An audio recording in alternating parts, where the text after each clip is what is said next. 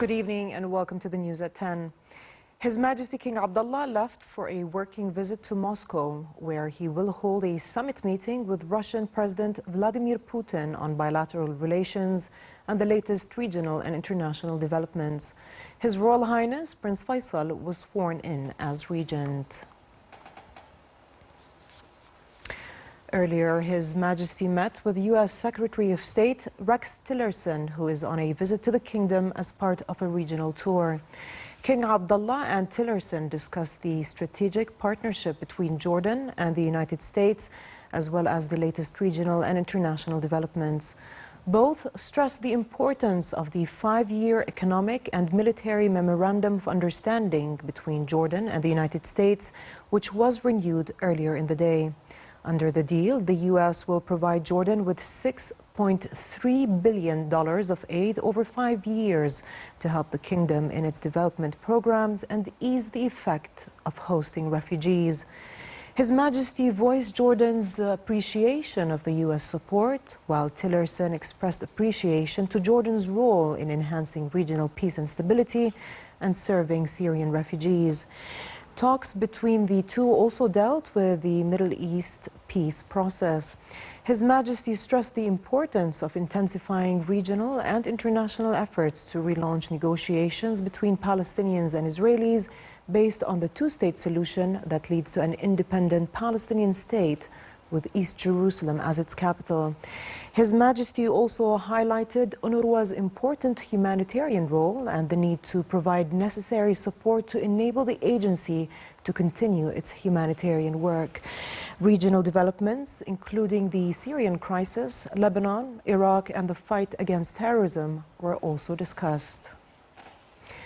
Earlier, Minister of Foreign Affairs and Expatriates Ayman al-Safadi and the U.S. Secretary of State signed the Memorandum of Understanding for the strategic partnership between the two countries.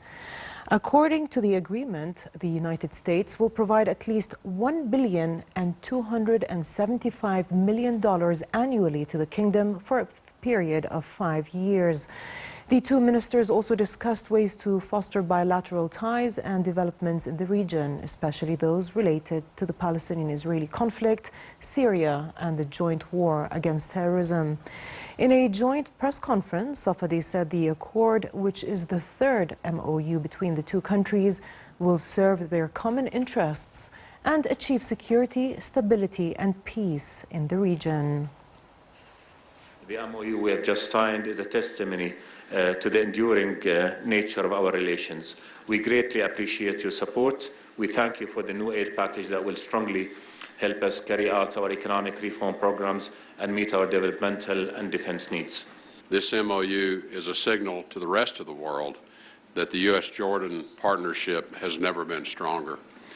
The MOU represents a 27% increase to the United States' previous bilateral commitment to Jordan. Middle East peace is a strategic choice for Jordan. We have different views on Jerusalem, but we share the commitment to peace. Timing and details of a Middle East peace plan that the administration has been working on, I don't want to get in front of the president or his team that's been working on that. I have seen the plan, the elements of the plan. It's been under development for a number of months. I have consulted with them on the plan, identified areas that we feel need further work.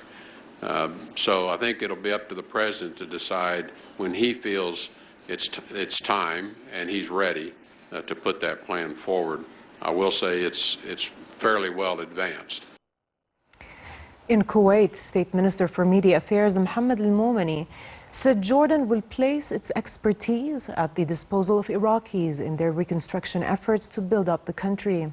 Addressing the Kuwait International Conference for the Reconstruction of Iraq, Momani added that Jordan is ready to facilitate the reconstruction process in Iraq through the Karamet-Ribail border crossing.